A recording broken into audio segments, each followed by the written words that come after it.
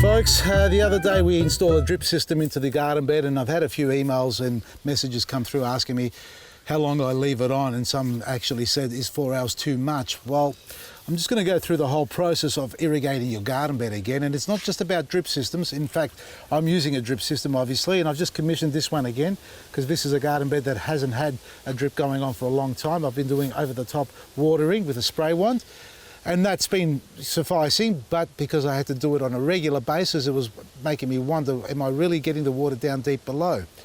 And the fact is, when I did dig down below, I wasn't. It was quite dry, and actually bone dry.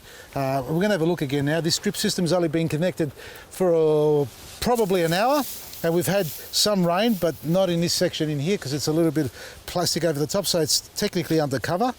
So we're just going to dig up underneath and see what we find. It's pretty dry, considering it's all our planting mix and a little bit of bark in there and compost. It is dry.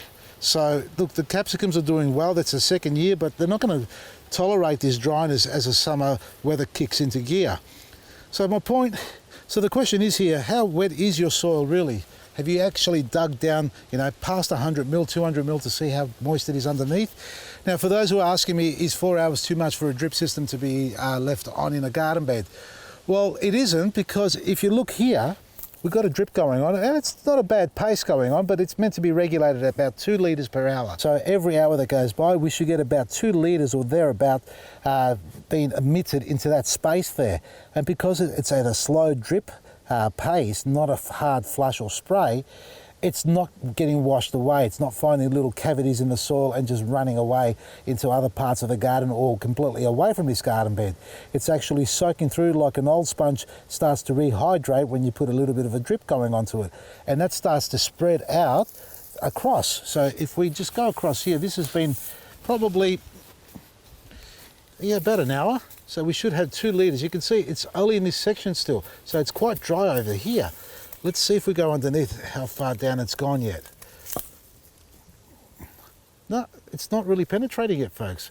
So we've still got a long way to go. So if I was to leave it on for 4 hours, chances are this won't soak through. So in fact, this one here will probably need to be on for 6 to 8 hours. But again, let's factor where it is. See how the pipe's sitting above, because it's not been fed through below this timber. It's sitting above ground, and it was actually falling on top of the mulch. Now, because I haven't sprayed over the top with the watering wand, the mulch is relatively dry, so that's absorbing a lot of the moisture before it even hits the soil. So let's just go a little bit further in here where the drip line is below the mulch.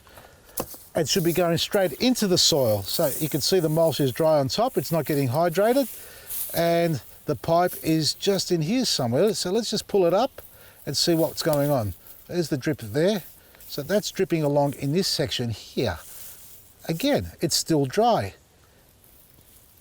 It's getting moist, but only in this section. So 2 hours, 3 hours, 4 hours, in fact, it may not be enough. You've got to monitor the soil, you've got to check your soil, dig down below, turn your dripper on, go out there every hour to see if it's getting hydrated. Where I did that in the garden bed with the potatoes, and after 4 hours approximately, we got a deep watering. In the other bed, we've got about 6 lines. What we've got here is only one single line. So I've only connected this on as an existing line. Technically, I should have 2 lines going on here, about 30-40 centimetres apart, and continue across to the other side. So at least 4 lines in this bed of this width for 4 hours. So let's work out what we've got in one single line going on, and it's not dripping over the capsicum plants. We've got 1, 2, 3 drips, drip holes that is, 2 litres per hour. So we've got 6 litres in 1 hour. How hot is it today? It might be so hot that it's dehydrating before it even gets into the soil properly or going through the mulch. So 6 litres in 1 hour in this bed here is half a watering can technically. So 4 hours, that's 24 litres.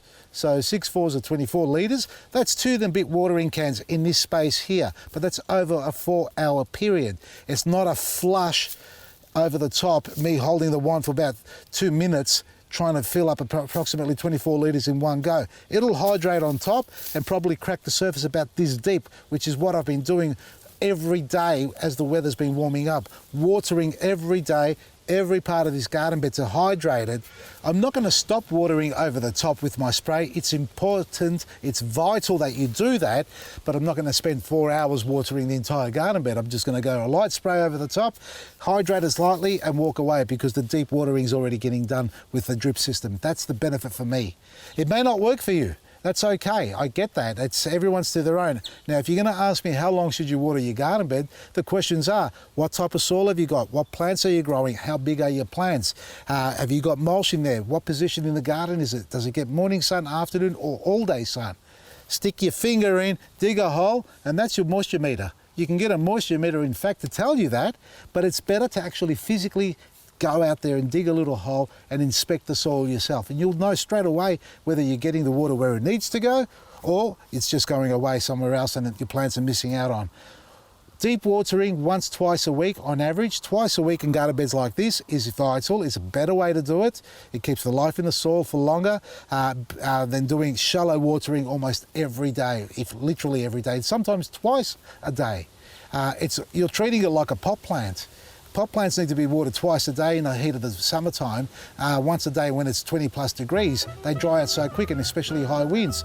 The garden beds shouldn't be drying out so quickly. So if they are, you're not doing a deep enough water. Inspect the soil, put your finger in, and if you're going to ask me how long to water the garden bed and how long it should be on, how often, I'm going to respond by saying, how long's a piece of string?